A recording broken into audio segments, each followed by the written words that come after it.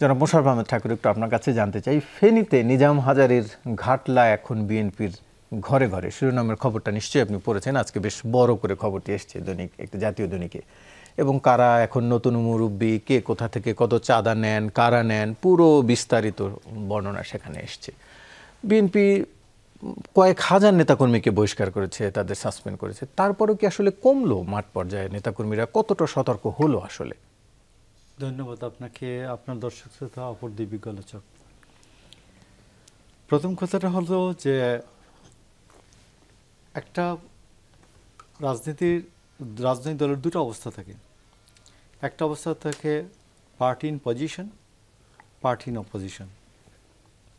Party in পজিশনে যখন কেউ সংগঠন বিরোধী কার্যকলাপ করে বা বেআইনি কার্যকলাপ করে, তাকে বহিষ্কারের সাথে সাথে তার দরজায় গিয়ে পুলিশ হাজির হয়। কারণ ফরিদুল হক তো মনে হয় আইনের ছাত্র না? জি।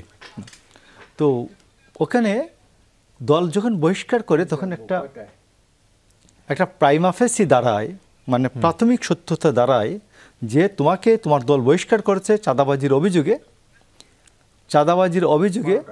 এইটা একটা সাক্ষী হিসাবে দাঁড়ায়। তখন পুলিশ তার বিরুদ্ধে অ্যাকশনে যায়, 1।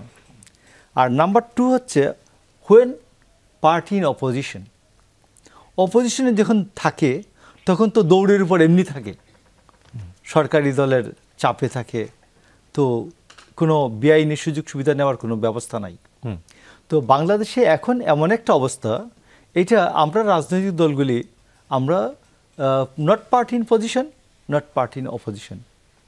তো এই দুইটার মাঝখানে আপনি দেখবেন যে কেউ আইন বিরোধী বা অনিয়ম করলে যখন দল বহিষ্কার করছে তখন তার এখানে পুলিশ, আমরা বলছি এমনকি দল থেকে কারো বিরুদ্ধে মামলাও করা হয়েছে ময়মনসিংহে ভালুকায়। তো পুলিশ বলে যে সিআরপিসি এবং পেনাল কোডে এমন কোনো ব্যবস্থা নাই দলীয় সম্পর্কের কারণে কারো বিরুদ্ধে মামলা করা যায়। পুলিশ বলে যে অ্যাগ্রিভড তিনি মামলা করবেন, অথবা পুলিশ নিজে বাদী হয়ে মামলা করবে। তো এই দুটো অবস্থাই হচ্ছে না। তো এই কারণে আমি আপনাকে বলছি সেটি এখন না হয় ক্ষমতায় নেই বলে হচ্ছে না। হ্যাঁ, যখন বিএনপি ক্ষমতায় আসবে তখন কিভাবে বিএনপি যদি আল্লাহ তাআলা ওই তৌফিক দেন, বিএনপিকে জনগণের জন্য কাজ করার দায়িত্ব আল্লাহ তাআলা দেওয়ার কথা মতো মনে করেন, তাহলে যে অনিয়ম করবে ও বহিষ্কারের চিঠিটা পত্রিকায়ও যাবে, ওর বাসার দরজার সামনে। কিন্তু তার বিরুদ্ধে ব্যবস্থা কিভাবে নেবে? মামলা তো করতে পারবে না। তখন তো আপনার পুলিশ আপনার কথা শুনবে। এখন তো আমার পুলিশ আমার কথা শুনছে না। মানে তখন আপনারা আইনের বাইরেও পুলিশকে কথা শোনাতে পারবেন। তখন তো আইন তো নাই। তখন পুলিশ মনে করবে যে গভর্নমেন্ট আমার সাথে আছে, যে এবং এইদিকে তারে বহিষ্কার করার কারণে প্রাইমা ফেসি আছে, প্রাথমিক সত্যতা আছে, ইন দ্যাট কেস তার বিরুদ্ধে ব্যবস্থা নেওয়া। তখন আইনের ভাষা পাল্টে যাবে। এবং এক্স্যাক্টলি আমি আপনাকে বলছি, আপনি যেভাবে বলছেন আইনের ভাষাটা এখন যেটা ওইটা হচ্ছে আইনের ভাষা, আর এখন যেটা এটা আইনের ভাষা না। আচ্ছা, এখন যেটা এটা আইনের ভাষা না।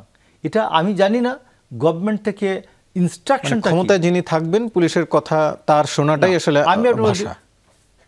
গভর্নমেন্ট, আপনি যে ক্ষমতায় থাকবে তখন সে যদি চায় যে অন্যায়ের বিচারটা হোক, আর তার দলেরই কেউ অন্যায় করে, তো সেইটা আরো তড়িৎ গতিতে হবে না। কিন্তু যেহেতু আপনি বলছেন পুলিশ বলছে সিআরপিসি বা অন্য আইন যে দলীয় কারণে কারো বিরুদ্ধে মামলা করা যায় না, সেটি তখনও পারবেন না আপনারা ক্ষমতায় গেলেও। তাহলে কিভাবে? আমি তখন আমার দল যদি কাউকে বহিষ্কার করে, যিনি অ্যাগ্রিভড তিনি তো অন্তত মামলা করার সাহস পাবেন, আর অন্যদিকে পুলিশ নিজে বাদী হয়েও মামলা করার সাহস পাবে। এখন তো আমি গভর্নমেন্টে নাই, আমি পুলিশকে তো আমি দিতে পারবো না। কেন ভয় পাচ্ছে? শেল্টার দিতে পারবো না। ওইসব নেতাদেরকে কেন পুলিশ ভয় পাচ্ছে মামলা করতে? স্থানীয়ভাবে পুলিশ, আমি আপনাকে বলি যে গণঅভ্যুত্থান্তর পরিস্থিতিতে পুলিশ বেসিক্যালি খুব অ্যাক্টিভলি যে কাজ করছে তা না, এবং সরকারের পক্ষ থেকেও পুলিশকে অ্যাক্টিভেট করার জন্য যেসব কাজ করা দরকার যেমন ধরুন আমি আপনারই কেন মনে হয় বলেছি দীর্ঘ সময় ধরে যে সরকারের মধ্যে যেসব উপদেষ্টারা কথা বলতে পারেন এদেরকে অন্তত হেলিকপ্টার দিয়া জেলায় প্রতিটা জেলার পুলিশ লাইনে পাঠিয়ে দেন, যে পুলিশের মোরাল স্ট্রেংথকে বুস্ট আপ করার জন্য, পুলিশকে এই অর্গানাইজ করার জন্য, অ্যাক্টিভেট করার জন্য, যে যারা যারা খুন খারাপির সাথে যুক্ত ছিল হাসিনার সময়ে ওদেরই শুধুমাত্র বিচার হবে, আর বাকি যারা আছে সবাই দেশের জন্য সমাজের জন্য কাজ করেন।